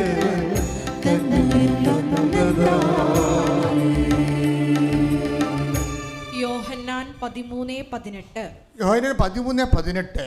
ഞാൻ തിരഞ്ഞെടുത്തവരെ എനിക്കറിയാം. പറഞ്ഞേ, ഞാൻ തിരഞ്ഞെടുത്തവരെ എനിക്കറിയാം. അപ്പം ഇത് അറിവ് പെട്ടെന്ന് നമുക്ക് കേൾക്കുമ്പോൾ എന്ത് വരും? ഞാൻ തിരഞ്ഞെടുത്തവരെ ഈശോയ്ക്കറിയാം. അതിൻ്റെ ജ്ഞാനം എന്താണ്? ഈശോയ്ക്ക് അറിയാൻ പാലാത്ത ആൾക്കാരും ഉണ്ട്. അതാണ് വിഷയം. 10, 30, 40, 50, 90 കൊല്ലമായിട്ട് ക്രിസ്ത്യാനിയുടെ വിഷം കെട്ടി നടക്കുകയാണ്. പക്ഷേ പ്രശ്നം എന്താ? പുസ്തകത്തെ പേരില്ല. എന്താണ്? ഞാൻ തിരഞ്ഞെടുത്തവരെ എനിക്കറിയാമെന്ന് പറഞ്ഞാൽ അത് അറിവാണ്. ജ്ഞാനം എന്താണ്? കുറേ ആൾക്കാരെ കർത്താവിനെ അറിയത്തില്ലെന്ന് പറയും. ആരാണ് അറിയാത്തത്? പ്രഭോ ഞങ്ങൾക്കും വാതിൽ തുറന്നു തരണമേ എന്ന് പറയുമ്പോൾ എന്താ പറയണത്? നിങ്ങൾ എവിടെയെന്ന് വന്നതെന്ന് എനിക്ക്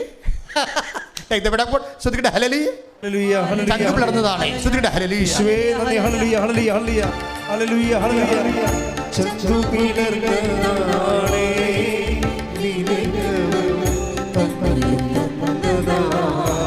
ദോഷത്തോടെ വിശ്വാസത്തോടെ ചന്ദ്രു പിളർന്നതാണേ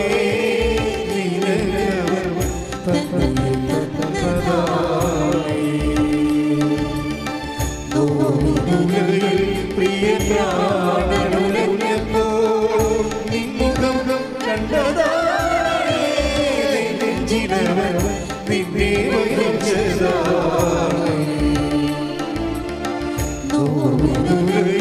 പ്രിയ പ്രാണനുരഞ്ഞപ്പോ നിന്നുകം കണ്ടതാണേ നെഞ്ചിലവൻ നിന്നെ വഹിച്ചതാണേ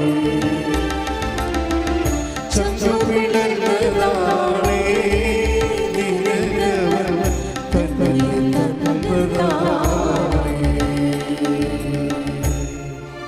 ലൂക്ക 13:25. വീട്ടുടമസ്ഥൻ എഴുന്നേറ്റ് വാതിൽ അടച്ചു കഴിഞ്ഞാൽ പിന്നെ നിങ്ങൾ പുറത്തു നിന്ന് കർത്താവേ ഞങ്ങൾക്ക് തുറന്നു തരണമേ എന്ന് പറഞ്ഞ് വാതിൽക്കൽ മുട്ടാൻ തുടങ്ങും. അപ്പോൾ അവൻ നിങ്ങളോട് പറയും, നിങ്ങൾ എവിടെ നിന്നാണെന്ന് ഞാൻ അറിയുന്നില്ല. ഇതിൻ്റെ കൂടെ ലിങ്ക് ചെയ്യണത് എന്താണ്? ഞാൻ തിരഞ്ഞെടുത്ത ഇത് പറഞ്ഞതിന് ശേഷമാണ് ഈശോ പറയണത് ഞാൻ തിരഞ്ഞെടുത്തവരെ എനിക്ക് അറിയാം. അപ്പം ജനങ്ങൾ രണ്ടായിട്ട് തിരികെയാണ് ഇവിടെ വെച്ച്. ഒന്ന് ക്രിസ്തുവിനെ അറിയാവുന്ന ആൾക്കാരുണ്ട്, ക്രിസ്തുവിനെ അറിയാൻ പാടില്ലാത്ത ആൾക്കാരുണ്ട്. ആരാണ് ക്രിസ്തുവിനെ അറിയാൻ പാടില്ലാത്ത ആൾക്കാരെന്ന് പറയുന്നത്? വചനം അധിഷ്ഠിച്ച് അടിസ്ഥാനപ്പെടുത്തി സാക്ഷ്യജീവിതം നയിച്ചില്ല എന്നുണ്ടെങ്കിൽ ക്രിസ്തുവിനെ അറിയാൻ പറ്റാത്ത ആൾക്കാരായി മാറും. ഐ ഡോണ്ട് നോ യു എന്തൊരു വാക്കാണ്, എന്ത് കഷ്ടമാണ്. ഒരു മനുഷ്യൻ കേൾക്കാവുന്ന ഏറ്റവും വലിയ ട്രാജിക്കൽ വേർഡാണ് ഐ ഡോണ്ട് നോ യു. എനിക്ക് നിങ്ങളെ അറിയില്ല, നിങ്ങൾ എവിടെ നിന്നാണെന്ന് അറിയില്ല എന്ന് പറയും. അങ്ങനെ ഒരു വെർഡിക്റ്റ് വരാതിരിക്കാൻ വേണ്ടിയാണ് നമ്മൾ കാഷ്വൽ ഡിസിപ്ലിൻ എടുക്കുന്നത്. എന്താണ്? നമ്മൾ അറിവിന് വേണ്ടിയും അനുഗ്രഹത്തിന് വേണ്ടിയും മാത്രമല്ല, ജ്ഞാനത്തിന് വേണ്ടിയും കൃപയ്ക്ക് വേണ്ടിയുമാണ് കർത്താവിൻ്റെ മുമ്പിൽ സഞ്ചരിക്കണമെന്ന്. അടുത്ത സ്റ്റെപ്പ് അതാണ്. എന്താണ്? ജ്ഞാനവും കൃപയും. ആദ്യത്തെ സ്റ്റെപ്പ് എന്താണ്? അറിവും അനുഗ്രഹവും. വചനത്തിന് അനുഭവ തലങ്ങളിലെ ആദ്യത്തെ സ്റ്റെപ്പ് എന്താണ്? അറിവും അനുഗ്രഹവും. സെക്കൻഡ് സ്റ്റെപ്പ് എന്താണ്? തേർഡ് സ്റ്റെപ്പ് എന്താണ്? ജ്ഞാനവും അതുപോലെ തന്നെ കൃപയും. ഈ ജ്ഞാനവും കൃപയും വരണത് എങ്ങനെയാണ്? അത് തീഷ്ണതയിൽ നിന്നാണ് വരണത്. അപ്പം ജ്ഞാനവും കൃപയും ഉണ്ടാകാൻ എന്ത് ചെയ്യണം? തീഷ്ണതയാണ് വേണ്ടത്. അപ്പോൾ ദൈവം ഇങ്ങോട്ട് ഇൻട്രാക്ട് ചെയ്യാൻ പറയും. അറിവിൻ്റെ അപ്പുറത്ത് ജ്ഞാനം നമ്മളെ പഠിപ്പിച്ചുകൊണ്ടിരിക്കും ദൈവം. ജ്ഞാനത്തിന്റെ പുസ്തകം 6:10-11 ശ്രുതികട ഹല്ലേലൂയ ഹല്ലേലൂയ ഹല്ലേലൂയ ഹല്ലേലൂയ യേശുവേ നന്ദി ഹല്ലേലൂയ ഹല്ലേലൂയ സംഘം പിളർന്നതാണ് ശ്രുതികട ഹല്ലേലൂയ ഒരുമിച്ച് പാടുക യേശുവേ നന്ദി ഹല്ലേലൂയ ഹല്ലേലൂയ ഹല്ലേലൂയ ചന്ദ്രു പിളർന്നതാണേ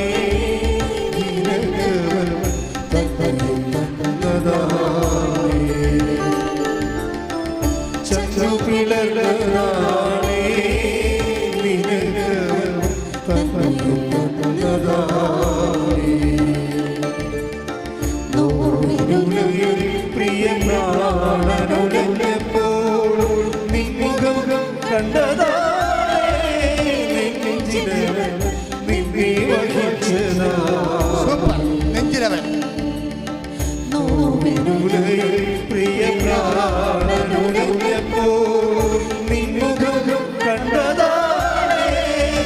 നെഞ്ചിലവൻ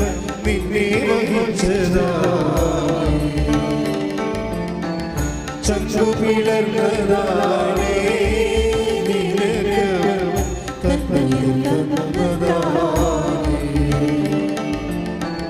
ചന്ദ്രു പിളർന്നതാണേ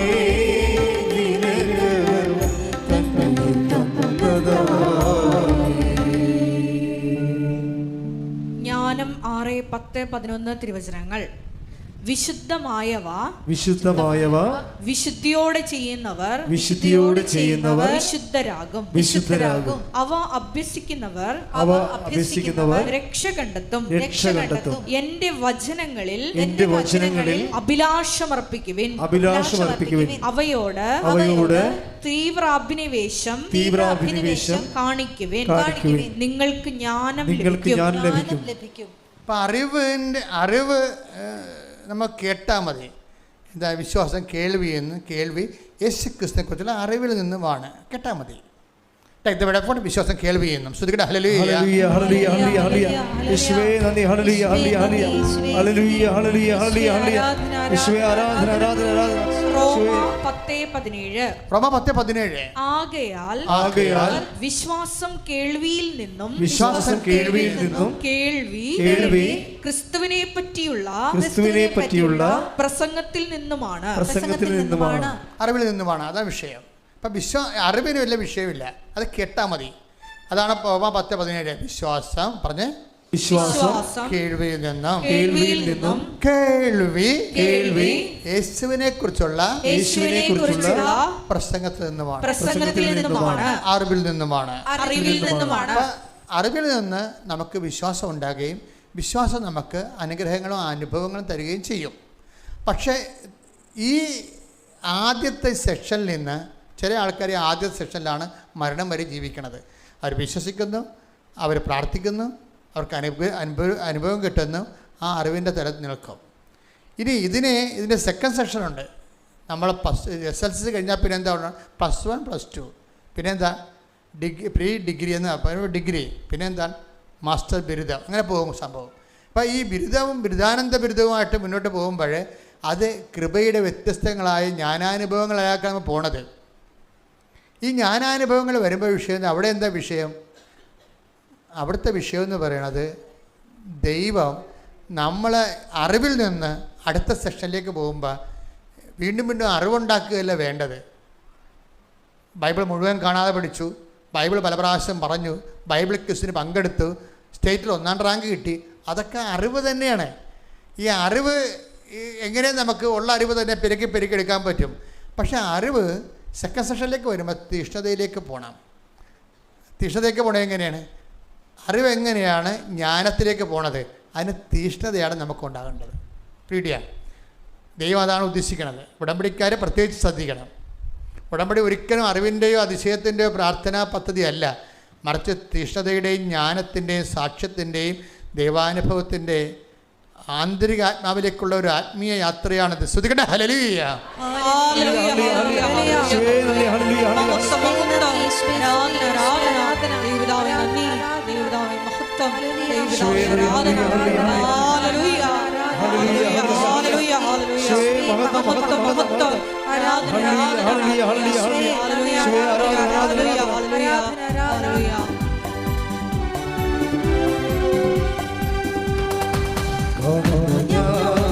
വിശ്വാസമാ എന്നിൽ ചേച്ചികളെ കണ്ടാകാലോ കാണാമോ ഞാൻ വിശ്വാസമാ എന്നിൽ ചേച്ചികളെ കണ്ടാകാലോ കാണാത്ത കാര്യങ്ങൾ കണ്ണിലെന്തവോ വിശ്വസിച്ചിടും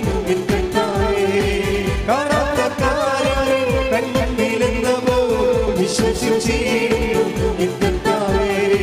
കാണാമോ ഞാൻ വിശ്വാസത്താ എന്നിൽ ചേച്ചികളെ കണ്ടാകാലോ കാണാമോ ഞാൻ വിശ്വാസത്താ എന്നിൽ ചേച്ചികളെ കണ്ടാകാലോ കാണാത്ത കാര്യങ്ങൾ കണ്ണിലെന്തവോ വിശ്വസിച്ചിടും കാണാത്ത കാര്യങ്ങൾ കണ്ണിലെന്തവോ വിശ്വസിച്ചിടും അപ്പം നമ്മൾ ജ്ഞാനം 6:10 എന്താ വായിച്ചത്? വിശുദ്ധമായവ വിശുദ്ധിയോടെ ചെയ്യുന്നവർ വിശുദ്ധരാകും. ഉടമ്പടിയിൽ അത് എപ്പോഴും നമ്മൾ ശ്രദ്ധിക്കണം. കഴിഞ്ഞ ദിവസം നീതുവിൻ്റെ സാക്ഷ്യത്തിൽ ഒന്നെന്താ വെച്ചാൽ, നീതുവിൻ്റെ സാക്ഷ്യം വിശുദ്ധമായി. ഇപ്പം നമ്മൾ പത്രം കൊടുക്കുന്നത് തന്നെ വിശുദ്ധമായ ഒരു കാര്യമാണ്. പത്രത്തിൻ്റെ പലതരത്തിലുള്ള സാക്ഷ്യങ്ങൾ എല്ലാ ദിവസവും ഉണ്ടാകും. ഞങ്ങൾ ആൾക്കാർക്ക്, അയ്യോഭാവികൾക്കും അതുപോലെ തന്നെ ഇതിനെക്കുറിച്ച് ഒരു കാഴ്ചപ്പാടില്ലാത്തവർക്കും ആവശ്യമില്ലാതെ വിമർശിക്കാൻ ഇടമുണ്ടാകാതിരിക്കാൻ വേണ്ടി ഇവിടെ എഡിറ്റ് ചെയ്ത് മാറ്റിയിട്ടാണ്. പത്രത്തിൻ്റെ 10,000 അനുഭവങ്ങൾ നടക്കാറുണ്ട് ആൾക്കാരുടെ ഇടയിൽ. അതിൽ ഒരു നീതു പത്രം കൊടുക്കാൻ എങ്ങനെയാണെന്ന് അറിയാമോ? നീതു പറയണത്, ഞാൻ ഓരോ പത്രം കൊടുക്കും മുമ്പ് ഞാൻ ഉറപ്പ് വരുത്തും. എന്താണ്? അവരെ എനിക്ക് പരിചയമില്ലാത്തവരാണ്, ക്രിസ്തുവിന് പരിചയമില്ലാത്തവരാണെന്ന്. അതാണ് വിഷയം. അല്ലാതെ ആർക്കെങ്കിലും